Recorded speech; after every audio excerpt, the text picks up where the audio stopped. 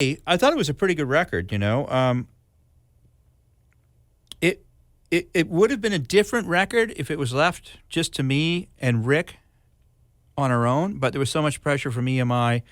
But at the end of the day, it was a pretty good record, and we got some decent airplay across Canada, and we got some in Europe as well. Now, here's the thing. So, you know, you have to bow down to all this pressure from the record company.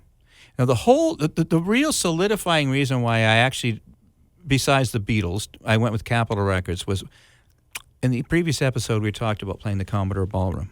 I forgot to mention there's one other guy that flew up. He was a guy from L.A. He was the head of Capitol Records America. His name was Simon. Can't remember his last name. That's how long ago it was. But he flew up, British guy. You know, my name is Simon. But anyways, he walked up after the show and said, "We got a fucking deal." Shook his hand. I was just like right on. The head of Capitol Records from Los Angeles shows up, and you got a deal? He smoked a big cigar and drove a Cadillac car. I'm not sure about the cigar, but he probably drove a Cadillac car. By the time we finally got around to finish, you know, fucking about and make my record, he got fired. Now, the head honcho of the entire U.S. operation gets fired. Yeah. Gets replaced by a guy named Gary Gersh, who was a great record man. Now, ironically, in the last episode, I talked about the Archangels. Guess who A&R'd the Archangels record? This guy. That's right, Gary Gersh. So if I had said, I want to make a fucking record like the Archangels, Gary Gersh probably went, yay, hallelujah. Instead, he comes in and goes, okay, who did this Simon guy, who did he sign? Who are these artists? No, they're all done. We're not releasing their albums in the States. He didn't know what the fuck he was doing. Their albums aren't coming out.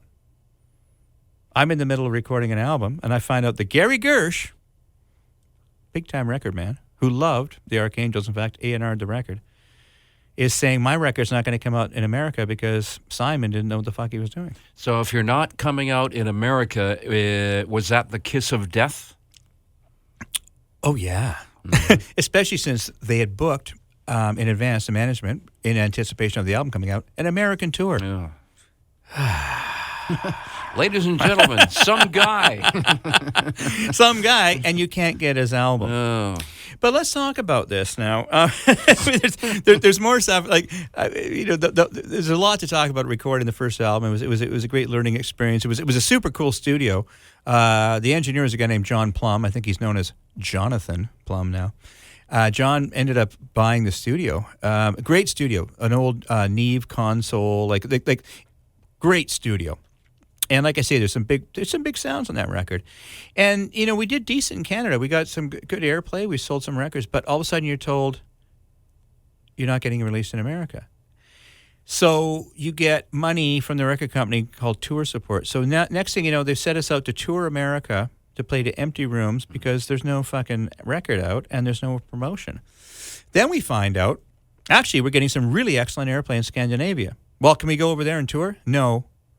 You spent your tour support in America, playing to empty rooms with no album up. So the last resort is, well, I guess we'll just kill ourselves driving across Canada. I remember getting to North Bay, Ontario, and there was some kind of delay at soundcheck. So I thought, well, I'm going to go down to the local record store. So I go to the local record store. I look up David Gogo. There's a section for me, but there's no CD. So I go to the front and said, hey, I wanted to buy that David Gogo album, but there's no CD. Yeah, no, we sold it. You sold it? It. Yeah. I go, are you going to get any more? No. Oh. I go, can I ask why? May I ask why? He says, well, he's not a proven seller, so, you know, we're just a chain, so we get, you know, one copy, and if it sells, then that's it. I said, well, I got to tell you something. I'm David Gogo, and this is my first album, so how can I be a proven seller if I've never put a record out? You sold the one.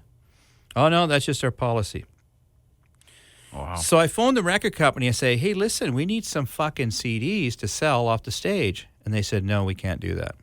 I said, why is that? Well, we have a deal with the retailers. Now, this is back when there used to be record stores. Our touring acts won't sell product at the gig because we want to sell it through the retailers. I said, but the retailers aren't carrying my product. And that was it. It was just like... Crickets. Yeah, crickets. Now, what the fuck do you think about that? And all this time, I'm wearing leather pants. Okay. So, wait a minute. Yeah. Now, what would be the reason for not distributing in the U.S.? Cost? Time? Effort?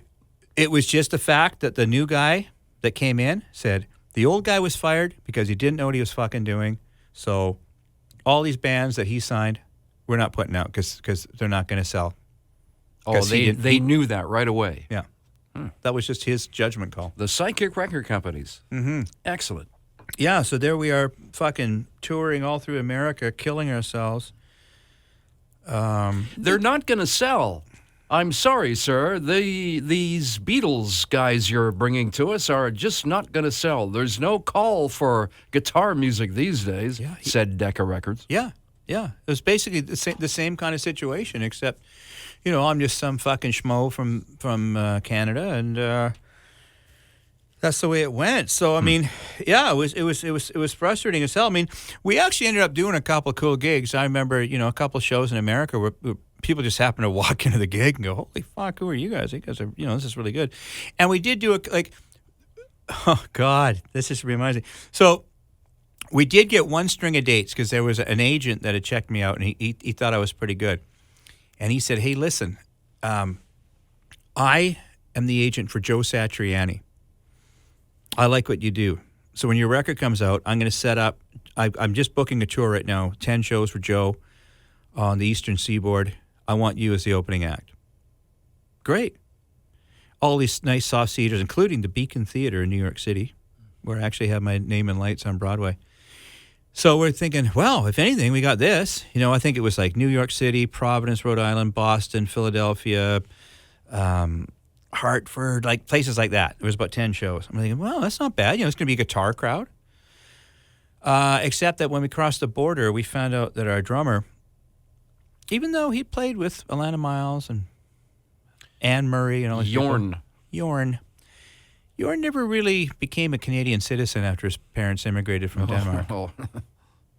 Thus, when someone noticed it was Anderson with an E-N, just happened to look in when they first got the computers for that kind of stuff. And a stroke through the O in Yorn.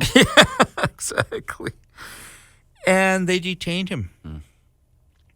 So the first gig, we had no drummer. We couldn't do the gig. And then we had to go to the next city, and we find out an hour before the show, he can't make it again. And I'm thinking, we're fucked. We're going to lose this tour. This is the only saving grace in this whole thing was this wonderful agent has offered us this mini tour with Joe Satriani. We're going to play in front of a bunch of guitar guys. I'd say girls, but I don't think there's any girls in the crowd. And I didn't know what to do. So I'm sitting backstage, and Joe Satriani's drummer, a guy named Jonathan Mover, came backstage. He goes, "So your drummer fucked up again, did he?" I said, "Yeah." And he goes, "What time do you guys go on?" I said, 8 o'clock. "You got a CD?" I said, "Yeah." "Give it to me." He says, "I'll do the gig." Wow. Yeah. Gave him a CD. He went back to the dressing room, charted out the songs, enough for a 35, 40-minute set or whatever, and did the gig. What a guy. What a fucking guy. You know him? You owe him. Oh, I do, yeah. And it was like, that's unbelievable. It was so above and beyond the Call of Duty. I was flabbergasted. It was just incredible.